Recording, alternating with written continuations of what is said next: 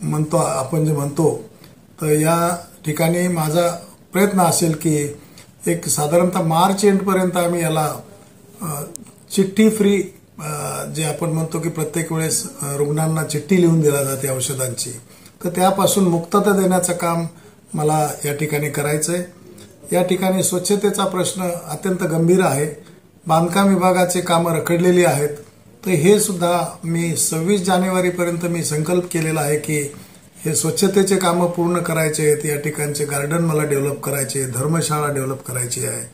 त्या ठिकाणी सीसीटीव्ही आम्ही जास्तीत जास्त वाढवणार आहोत।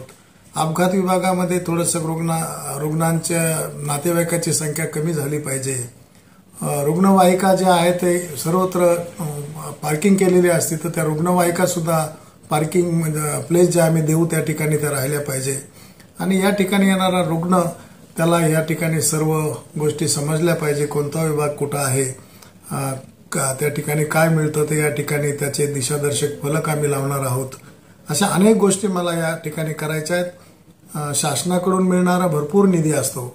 डीपीडीसीचा निधी माननीय पालकमंत्री, माननीय लोकप्रतिनिधी, सर्व खासदार साहेब असतील, आमदार असतील, जिल्हाधिकारी असतील, तर या सर्वांच्या सहकार्याने जो निधी मिळतो त्याचा योग्य विनियोग या ठिकाणी झाला पाहिजे। MJPY जे म्हणतो महात्मा ज्योतिबा फुले जीवनदायी योजना, त्याचाही निधी आम्हाला वाढवायचा आहे। त्याचं जास्तीत जास्त रुग्णांना आम्हाला फायदा द्यायचा आहे। आणि या सर्व निधीतून आम्ही हे जे माझी संकल्पना आहे की नवीन वर्षामध्ये मार्च एंड पर्यंत या ठिकाणी आम्ही चिठ्ठी फ्री घाटी जे म्हणतो रुग्णालय ते आम्ही करणार आहोत।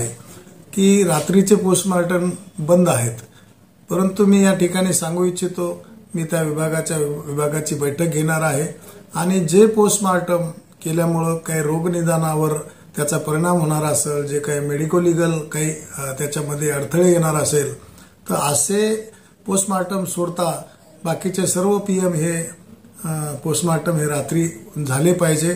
त्यासाठी त्यांना काही मनुष्यबळ लागेल तर ते मी वाढवून देणार आहे।